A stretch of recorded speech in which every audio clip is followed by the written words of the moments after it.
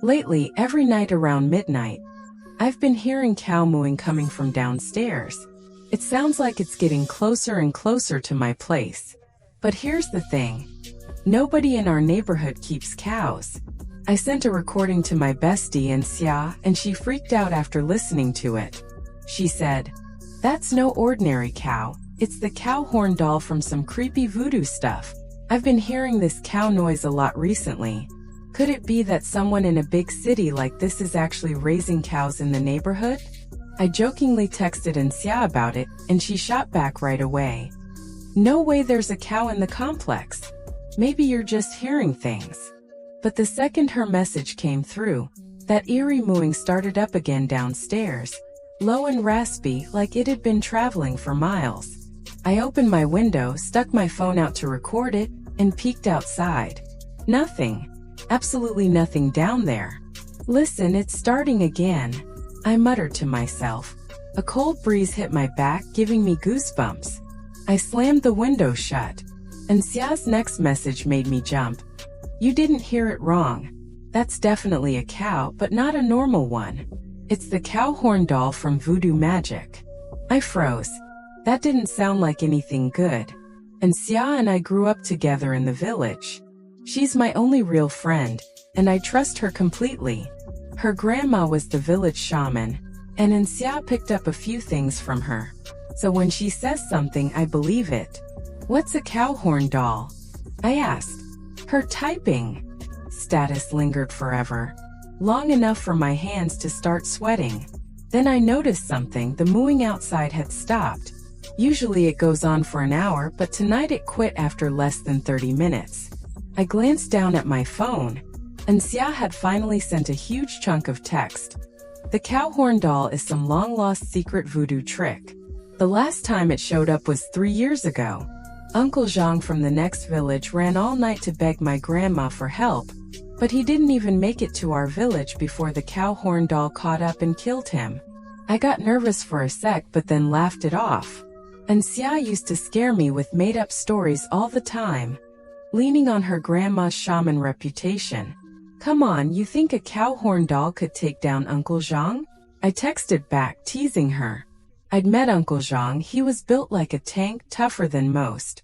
He'd even done time in jail once and came out looking meaner. A cow horn doll? Sounds like some little puppet. No way it could kill him. But Xia fired back. "I'm not joking, Xine. If you don't get ready, you're dead." My heart sank. Xia messes with me sometimes, but she never jokes about life and death. She says people in her line of work avoid saying die, because it's bad juju. Like even the spirits are listening. How do I fix this? I asked, panicking. Lucky for me, Uncle Zhang's case from 3 years ago gave Xia some clues. "You've got 3 days," she said. "Find whoever cursed you and make them burn whatever they've got of yours." I was stumped. How the heck was I supposed to find them? Xia tried to calm me down. "Don't freak out. Not just anyone can get their hands on this stuff." But that only made me more anxious. A week ago, we moved into a new place and threw a housewarming party. Tons of relatives and friends came by, poking around my room. Kids were in there too. Who knows what they touched or took? "Can't you give me a few more days?" I begged. Xia's reply was grim. "Sure I can. After you're dead, I'll avenge you." She softened up a bit after that and gave me a tip. "The person who cast this can't eat beef. Not even a bite." That gave me a breather. 2 days from now I could figure out who it was. I aced my college entrance exam with a 700, so my parents were throwing me a big celebration dinner up on the 9th floor. Perfect, I thought. I'll set up an all-beef feast. Whoever doesn't eat is the culprit. The day came fast. My parents were ordering food, but I jumped in. "Mom, Dad, since I did so well, can I pick the dishes?" My mom grinned. Sure, whatever you want." My dad patted my shoulder, looking proud as heck.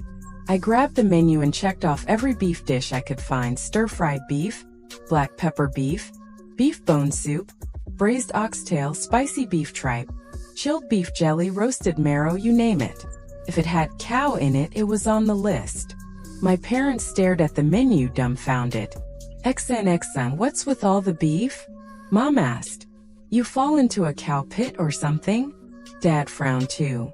Don't be silly, kid. Pick one beef dish tops. I hesitated, then spilled the whole cow horndal story.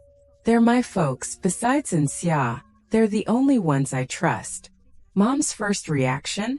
You're making this up. Dad chimed in. Superstitions nonsense. You've been in school all these years. How can you buy this? But when I played the recording, they went quiet. It was this deep, weary moo like something stalking you in the dark. Mom rubbed her arms, shivering. Maybe we should listen to her. Better safe than sorry. Dad lit à cigarette, skeptical. Could be some random sound she downloaded. You're buying this. Then I dropped a name. Grandma Sanhui. You remember her, right? The village shaman? And Xia's her granddaughter. She told me about this. My parents knew her reputation from their village days. Mom was half convinced already. Fine, we'll do it your way. Dad just smoked and muttered. I'll make a call. Tell the waiter to serve what you picked. When the relatives and friends showed up, they gawked at the 5 tables of beef. XNXN, what's with this spread? My uncle asked, scratching his head. I grinned and whipped out my acceptance letter from a top-tier university. Pretty awesome, right? So I figured we'd celebrate with a full-on beef feast. Everyone nodded along. After all, I was the oldest kid in the family and killing it academically. They humored me. Awesome, I added. With my good vibes, this beef feast'll bring luck to all your kids too. They ate it up, literally and figuratively. Who doesn't want their kid to ace school? I dodged their questions about the menu and sat at the head table, watching everyone's reactions.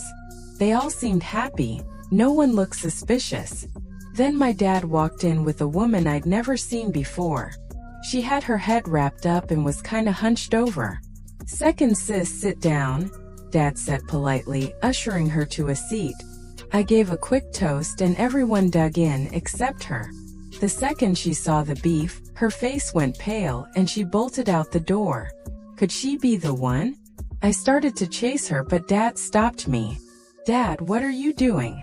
She might have cursed me. He sighed. That's your second aunt.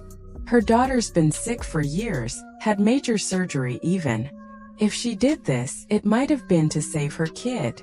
I get that, I snapped. But I'm not dying for her daughter. And Xia's warned me how dangerous this thing is. She can't just trade my life for hers. Dad looked torn, family ties and all. Let me handle it. She's my sister. I'll sort it out easier. This was my life on the line, though. I couldn't just sit back. I'm coming too. Dad got stern. No, stay here. What if someone else skips the beef? We can't miss anyone. He had a point, so I sat back down, eyeing the guests. Mom came back from toasting, glowing. Rela, sin. I checked. Everyone ate the beef. So maybe it was just second aunt? The party wrapped up and Dad finally returned. Well, did you fix it? I asked antsy. He handed me a little pouch. Inside was a strand of my hair, probably what they used for the curse. I burned it with his lighter, feeling a weight lift. That night, Mom brought me hot milk. Drink up, calm your nerves. I downed it, texted Xia the good news and passed out. I didn't see her flood of replies until the next day when I woke up at noon. Her messages were frantic. Wait, just hair? Xion, I called Grandma today. She said the cow horn doll needs your nail clippings, hair, and a sock you wear a lot. Wake up. You might have got the wrong person. I was groggy and confused. Wrong person. The only one who didn't eat beef was second aunt. Wait. 2 others didn't eat either. Mom was too busy drinking, and Dad was off chasing second aunt. They didn't touch the food. Could it be my own parents? No way, I thought, shaking my head. But I trust in Xia more than anyone. What if Dad lied, pinning it on second aunt? Dinner's ready. Mom called from outside. I glanced at the table. Veggies, pork, shrimp. No beef. Come to think of it, we hadn't had beef in 3 years. I never cared, I eat whatever they cook. But now? I wish they'd serve some damn beef. Mom touched my hand. Why were you just standing there? Eat. I faked a stomachache and ran to the bathroom to call Xia. What if it's my parents who cursed me? Any other way to test it? He sounded grim. No time left. Wait, hear anything weird outside? I cracked the bathroom window, just wind howling. But as it died down, I caught a faint sound. Rough fabric scraping, clawing up the wall. Then Mom's voice came through the door. Xan, what are you doing in there? Who are you talking to? My heart jumped. I hung up, stepped out calmly. Justin Xia, you know him. Her eyes locked on me. Why hide it from me? I pulled her aside. Mom, I think Dad's the one who cursed me. Her face stiffened, then she laughed it off. Don't be silly. Your dad wouldn't do that. Don't listen to Xia's nonsense. But I caught that flicker of something weird in her expression. I went to my room, shut the door and collapsed. Then Mom's voice floated in. Don't sit on the floor, you'll catch a cold. Was she peeking through the crack? I yelled. Mind your own business. You're acting like Dad. And checked my nightstand. My ID was gone. Without it, I couldn't get back to the village to find Xia's grandma, the only one who could stop this.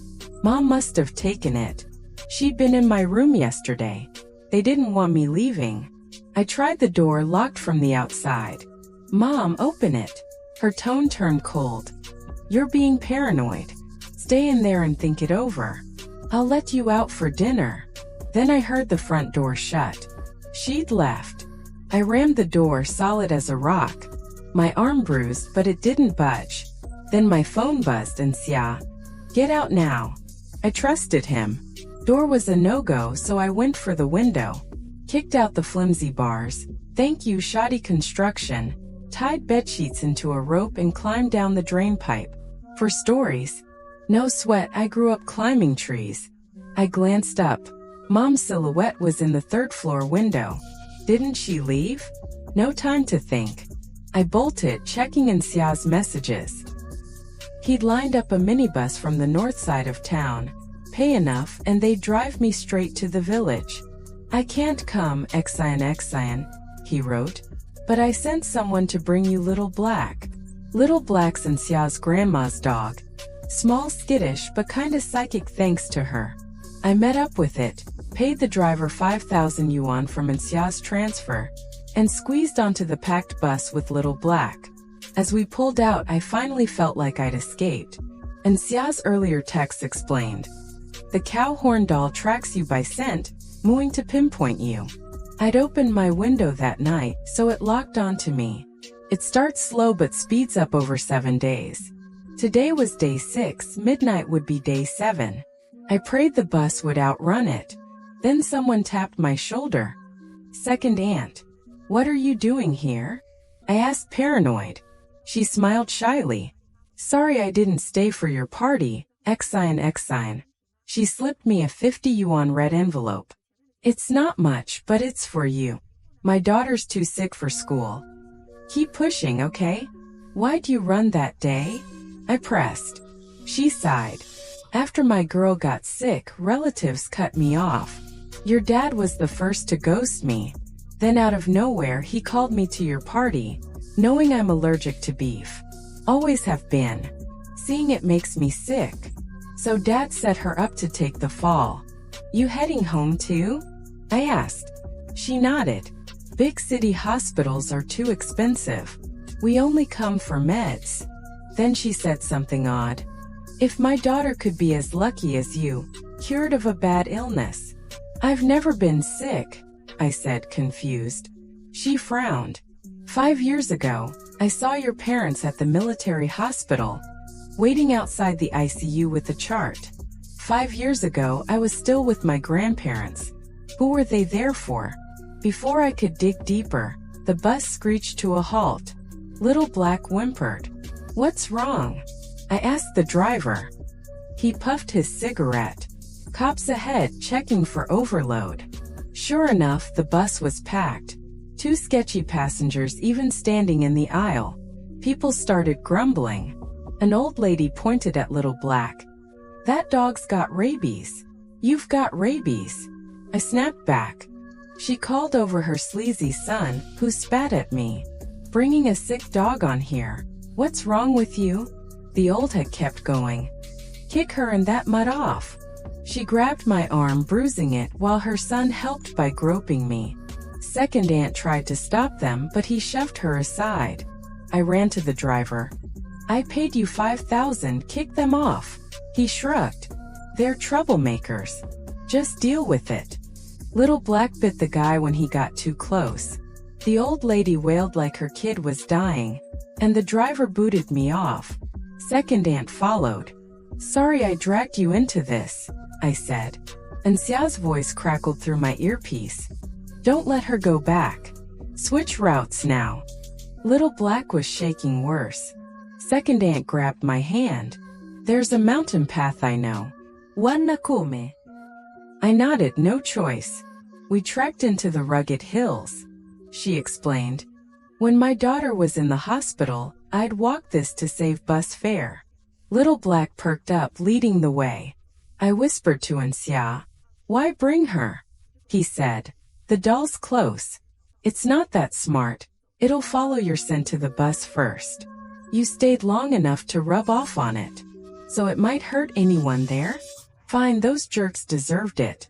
If it draws blood," and Xia added, "it'll get way faster." My stomach dropped. This path was endless, we'd never outrun it.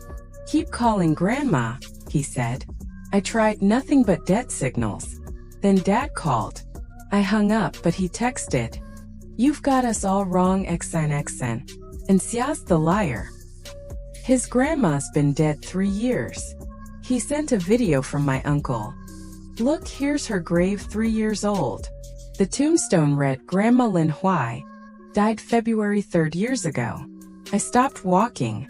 "Second aunt, I'm not going to the village. Let's split here." She didn't push, just said, "It's far anyway. Sort things out with your folks." Dad called again. "Come home, we'll explain everything." I smirked. "Your voice is crystal clear now, Dad. The signal was strong here." I blocked him, Mom and Uncle, then dialed in Xiao's grandma again. Little Black barked. The doll was here, its bloody rag body lumbering toward me. Grandma's voice cut through the wind. "Make a bigger trade with it," I shouted. "Take my old life." The doll paused, its plastic eyes rolling, then rasped, "Deal done." It vanished. I stayed with Grandma 3 days. She'd faked her death to dodge bad karma from helping shady folks. My parents died, blowback from the deal. The bus? Driver and that creep dead, old lady crippled. I claimed their bodies, found out I had a sick brother they'd hidden downstairs. They wanted my life to fix him.